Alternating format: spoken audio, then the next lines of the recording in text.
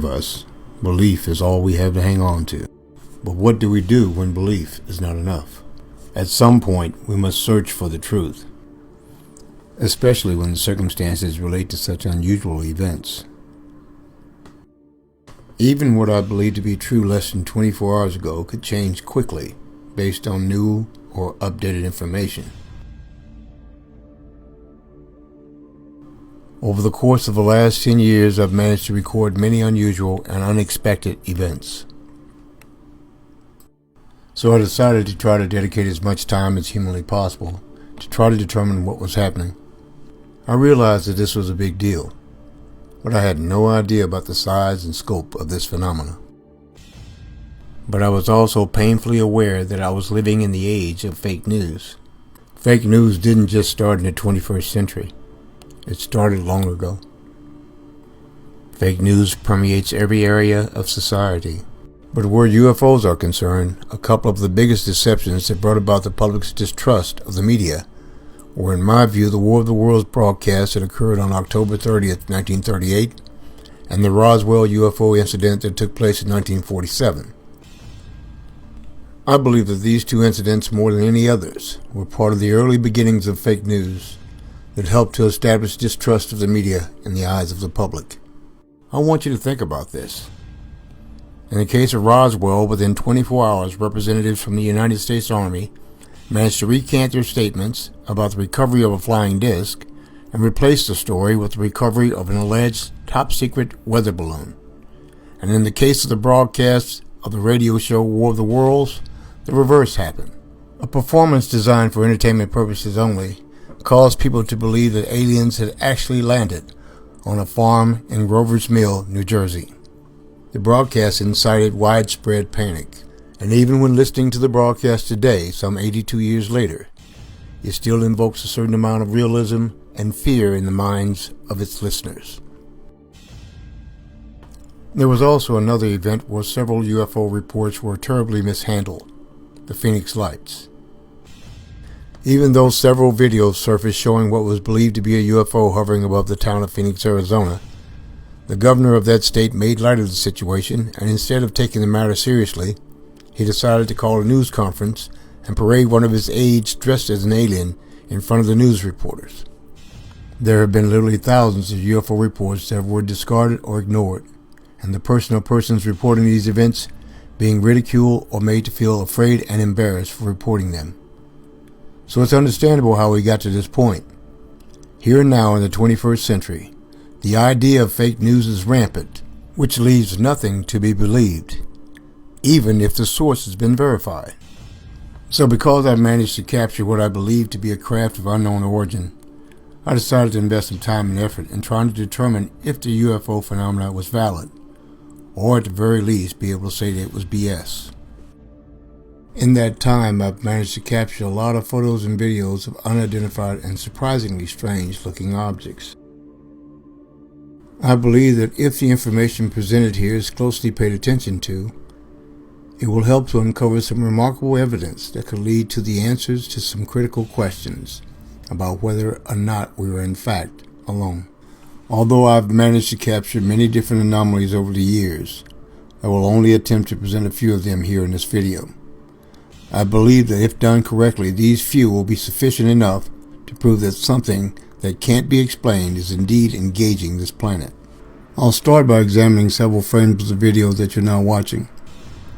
I also want you to be mindful that even after 10 years of examining this video, there are still many questions and few answers as to what this craft is and where it came from. An even better question would be who or what is maneuvering this craft. There are many aspects of this video that I will not get into, but at some point they need to be examined as well. Well, for the purposes of this video, I will only try to examine the craft to see what its contents can reveal about the passengers inside.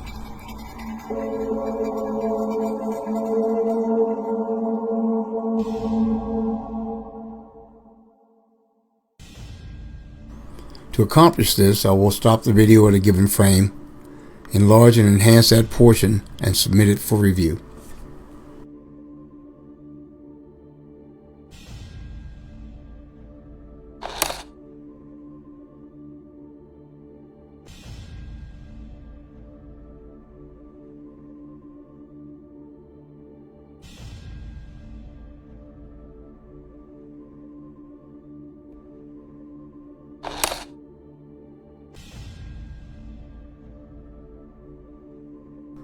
Over the course of this investigation, I've learned that at some point you have to utilize the information you have on hand.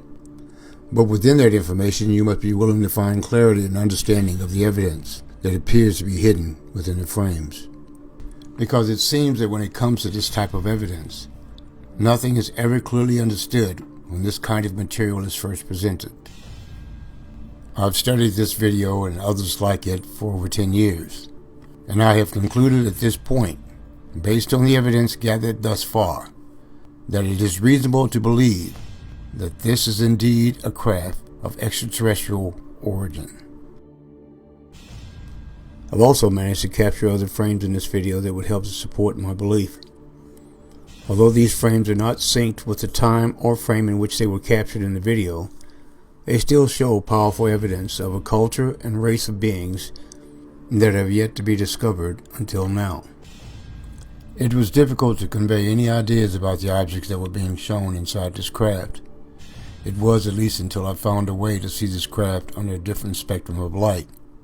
To only see a concentrated ball of light flying through the air on a seemingly planned trajectory was not allowing me to gain enough information to determine what this was, or what my next step should be in examining it. Each of the stills you see before you were actually captured as I went through the video frame by frame. It shows a civilization that appears to be unaffected by time or consequences, isolated or trapped in a period unknown to earthly life forms. When they abducted me, was it their intention to reveal the reality of their existence and the inclusion of all this other information? Or was this information merely a residual of the implants they placed in my body? I honestly don't have an answer to any of these questions. But what I do know is that what I went through was terrifying, painful, and absolutely real. For me to be able to see these objects flying through the air was beyond anything I could have imagined. And yet there they were, gracefully flying through the air without wings, and without the sound of an engine's roar. Over the years, I've gone through a host of emotions, from elation, excitement, wonder, exhilaration, and amazement, about being able to see and be visited by beings from other worlds, and then in the next few moments begin to feel anguish, fear, sadness, isolation, and doubt as to the reasons for such an encounter. Especially when I realized all of this was happening all over the city where I lived, and to a larger degree, all over the world.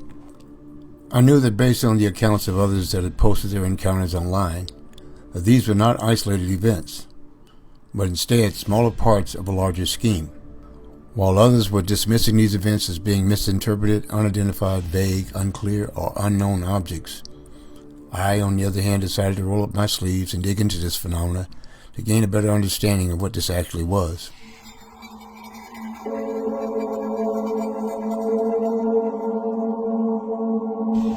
This will serve as my disclaimer. My experiences do not attempt to reflect those of others or attempt to discredit the encounters of those who have been affected by events such as those I've been privileged to witness. I am not in any way attempting to claim that my encounters are similar to or different from those of others who have claimed to have had such encounters. I am merely stating that these events happened to me and me alone, and this is my attempt to share these events with others. I believe that because I showed an interest in them, they decided to allow me to see and attempt to understand a small part of their world. Now, whether or not this statement is true remains to be seen. But this is what I do know.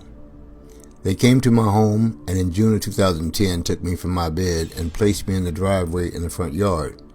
Then they spoke to me. They asked me if I would like to go with them.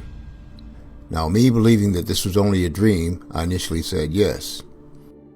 But after I began to realize that this was real, I immediately said no.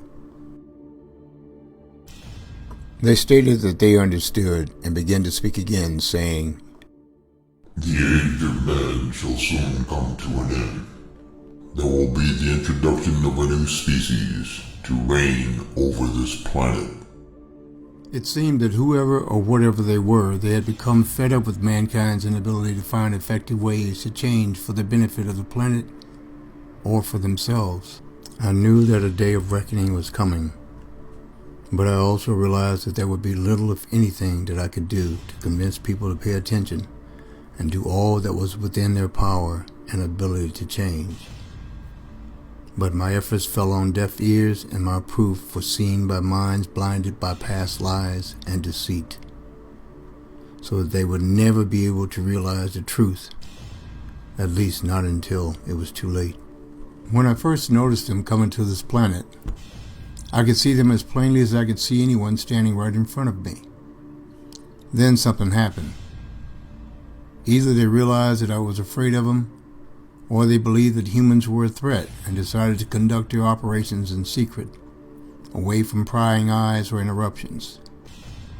Either way, after a few days I could no longer see them unless it was through the use of an infrared camera.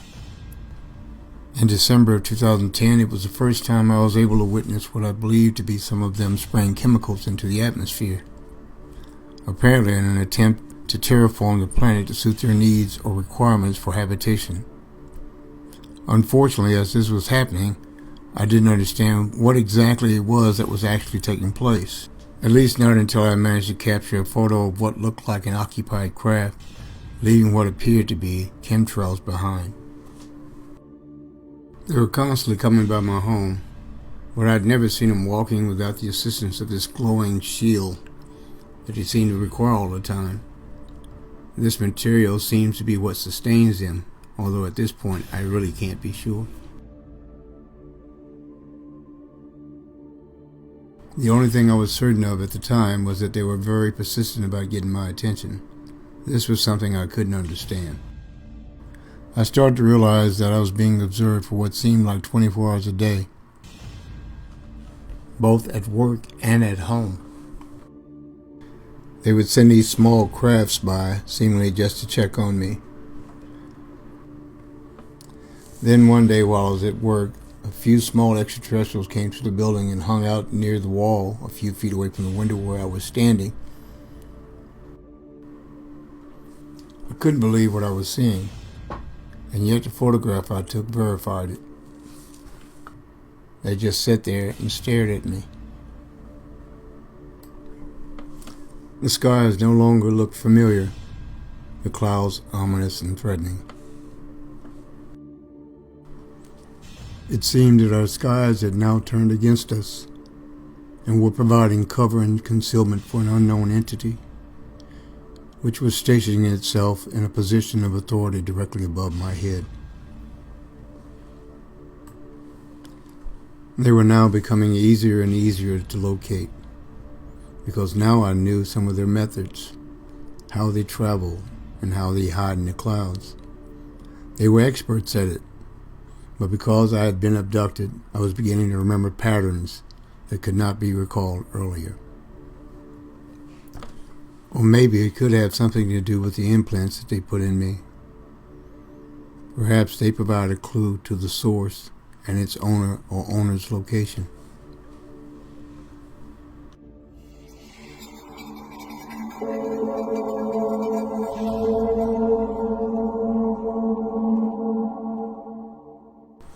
They were now coming to see me on a regular basis at home, and I still didn't know why. I knew that they had placed an implant in my foot, and later one in my back, but that didn't explain why they were constantly showing up. Then on August 1st, 2010, I was taking pictures of the sky when something happened. Something that I was completely unaware of, at least until a few months later. I thought that I would be safe standing out in my backyard, but this was hardly the case. I was completely unaware that this enormously large ship was hovering directly above me. But I believe at some point I was abducted, taken aboard this craft, then taken to space. And I would never have been the wiser had it not been for this photo and a few others. They gave me a clue as to where I had been taken. What I managed to piece together was what I believe happened to me. I was taken aboard this ship and taken to space, where I was able to see several motherships. Ships that seemed to be shaped like the faces and heads of some of the occupants inside.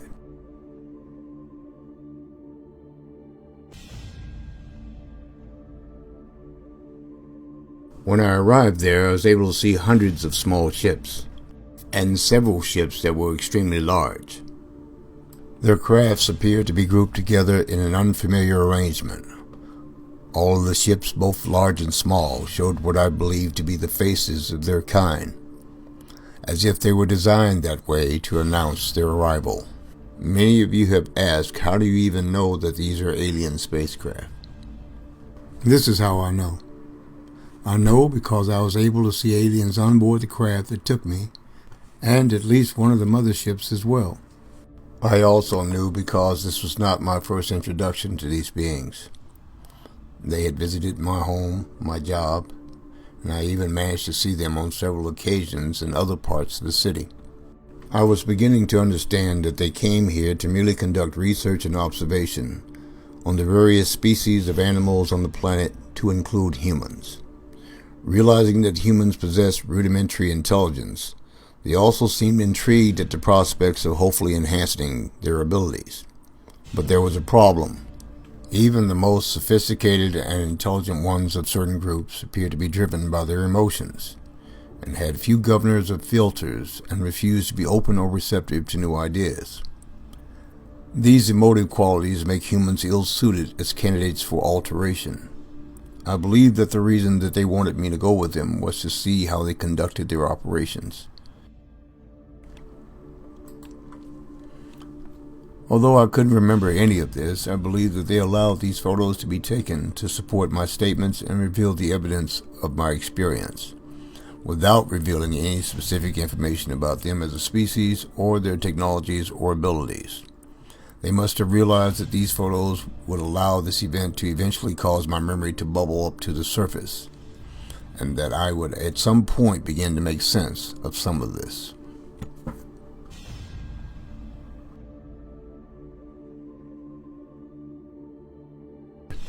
There were many days over this 10-year extraterrestrial visitation period when I was made to feel immense sadness, alone, worthless, crazy, and a liar, and for the most part this was true. Because when no one believes you, or even entertains the thought that you may be telling the truth, you begin to even doubt yourself.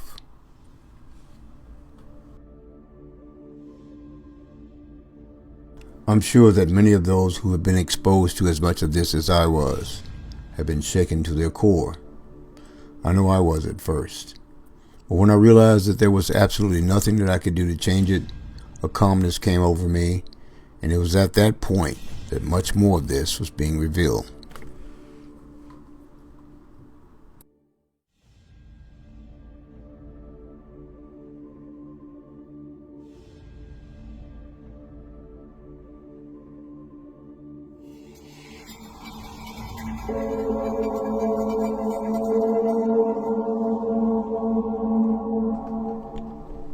I had lived in my home for over 10 years and had never had a problem with break-ins of my vehicles or my home.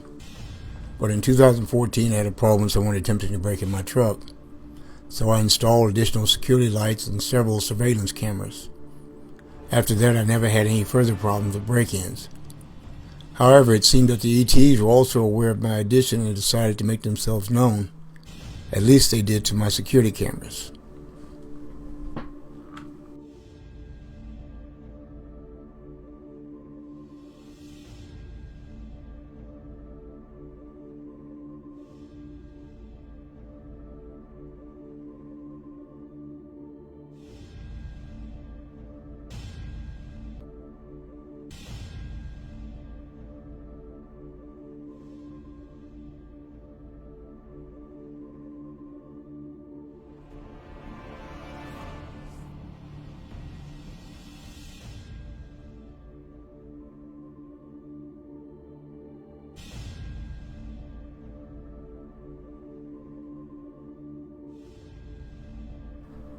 I didn't quite know what to make of it.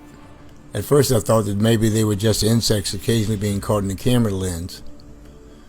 But there was this one video I managed to capture that caused me to rethink that notion.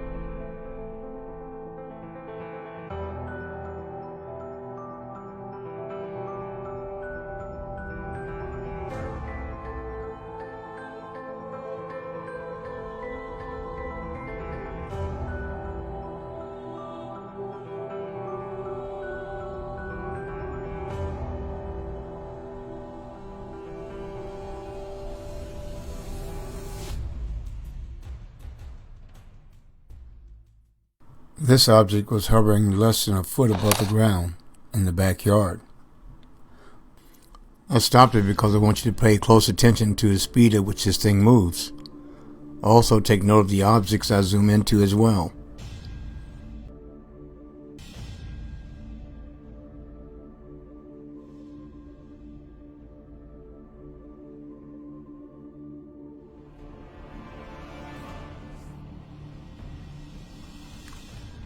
I know you must be asking yourself, how in the world are they managing to move so fast? And my answer is, I have no idea. But I believe that these creatures are what are referred to as light beings. Although they don't appear to be composed of pure energy, they still manage to move extremely fast. Oh, and I should also mention that this video has been slowed down more than 4 times its normal speed. Now wrap your head around that. Although some of the larger crafts would sometimes show up during the day or in the evening, they seem to mostly come around late at night. What I've come to realize is that even larger crafts were accompanied by much larger support vehicles, which were for the most part invisible to the naked eye and could barely be picked up with infrared. I guess I should also mention that they do indeed have emotions, as you should be able to tell by the way the second craft flew through the screen. This is the same type of horseplay we witnessed when jet pilots buzzed the tower. I just hope that the occupants of the craft that they just flew by have a sense of humor. Also, take note of the date, August 1st, 2015. It was August 1st, 2010 that I was abducted.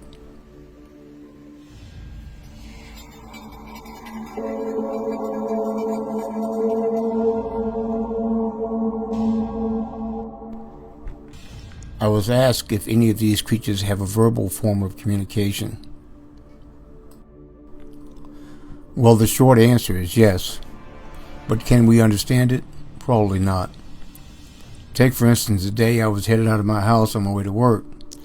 As I started towards the truck, I could hear this popping noise. I couldn't tell exactly where it's coming from, but I knew it was either low or on the ground. And as I tried to look for where the sound was coming from, I could see this small but colorful object fluttering near the ground. I wasn't sure, but I believed that it was trying to get my attention. Well, it did. And as it flew up from the ground, I followed the sound and snapped a picture, hoping I would capture it in flight. About a second or two later, I snapped another picture. I was shocked to see it, but the sound it was making was even more frightening, and I had to go back in the house before I could regain my composure. It took a minute, but I managed to hurry my steps back to my truck, and I headed to work. This photo was taken from the frame of a video that I managed to capture of a craft that flew overhead some years ago. But I've seen so many I can't remember which one this photo came from. It appears to be letters of some kind, although I don't recognize the word or language it was written in.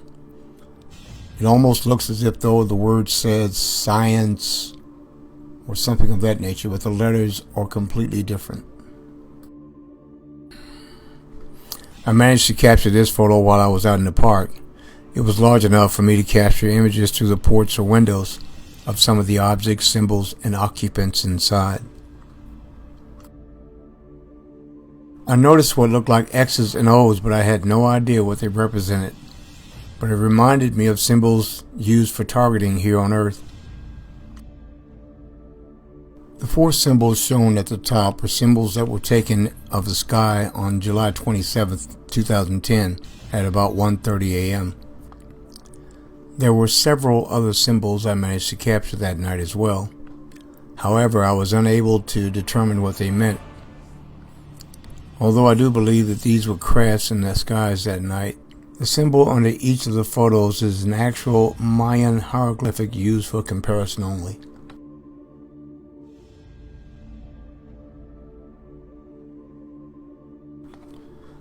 On one of these crafts there were symbols and letters etched into these translucent walls. They obviously held some importance or significance. I just couldn't determine what it was.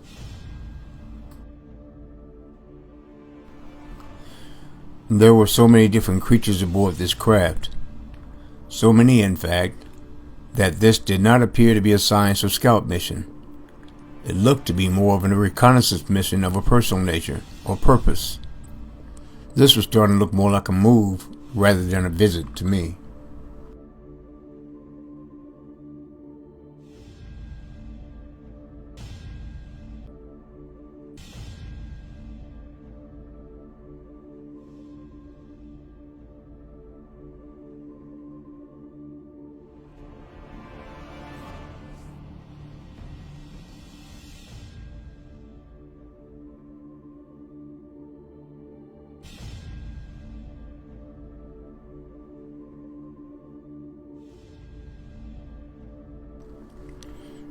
This statue or symbol was on board the first extraterrestrial craft I had the privilege of being able to see inside of, and it was the easiest of all symbols to understand.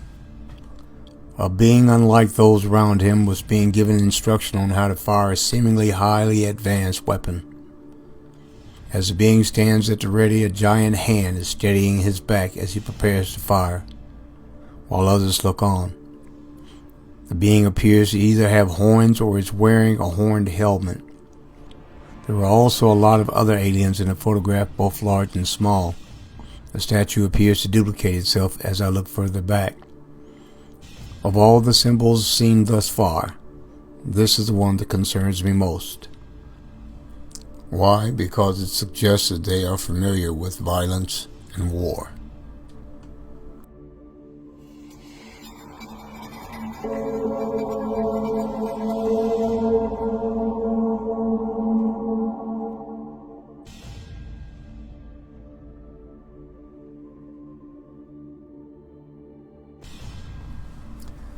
There have been so many spacecraft landings here that I can't even remember how many have been here in this area. They came in all shapes, colors, and sizes. All of them appear to be occupied with intelligent beings. All the crafts also appear to be comprised of the same material, although I have no idea what this material is. But it appears to be a material that's able to move and reshape itself at will. The outer shell appears to distort itself and hide its contents, at least to a certain degree. As they came out of the vehicle, they seem to create what looks like an artificial atmosphere around them. Some also seem to be wearing uniforms of some kind. What I found most interesting about all of this was a number of them, or at least the shapes that could be seen inside the ship.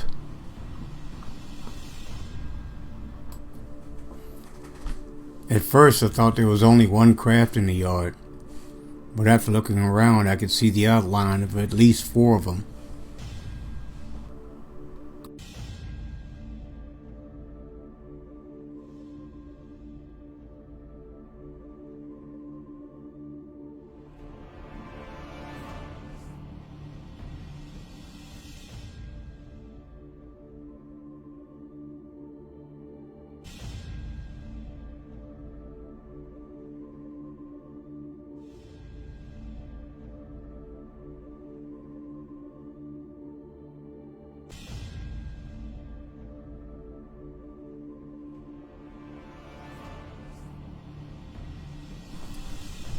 Their camouflage is nearly perfect. You would have to look really hard, even under infrared light, to be able to see some of their ships.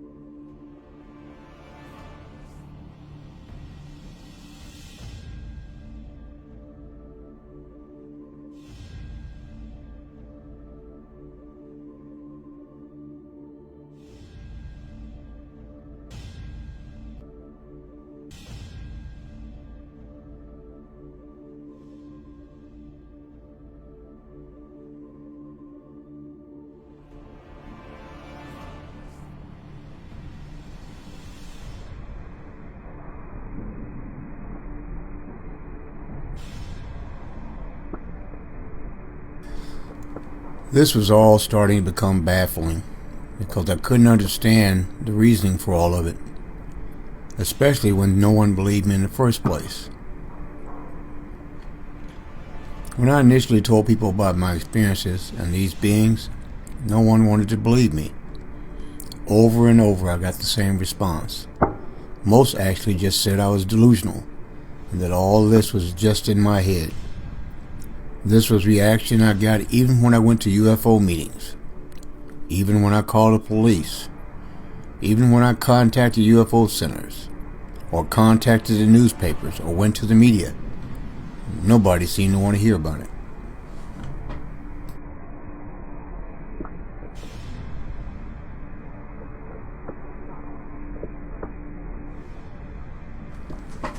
So last year I tried to write a book called The Gods Live in the Shadows, and still no one was interested.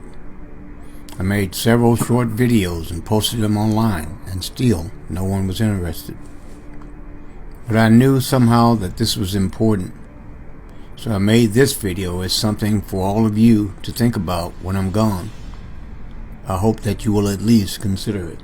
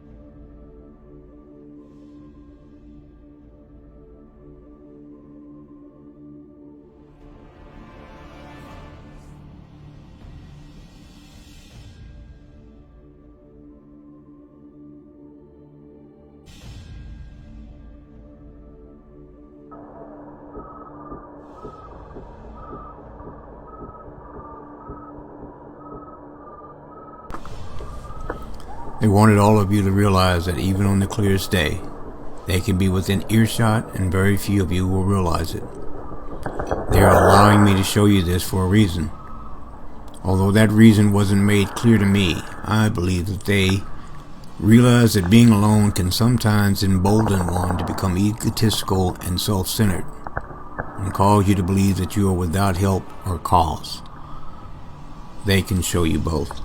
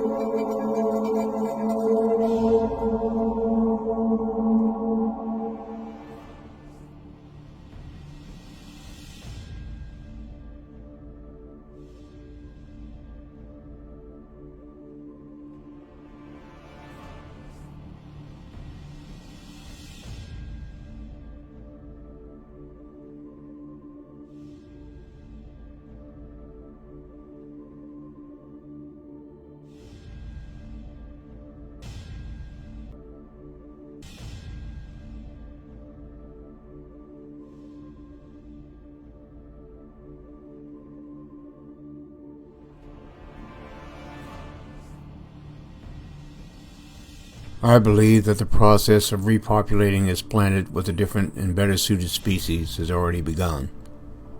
Unfortunately, I'm not sure that anything can be done to remedy the situation for humans at this point. I tried for 10 years to make you aware of your circumstances and your need to change. I'm not so sure that it will make a difference at this point, but that doesn't mean we shouldn't try. For the sake of survival of the human species, I ask that you consider it now.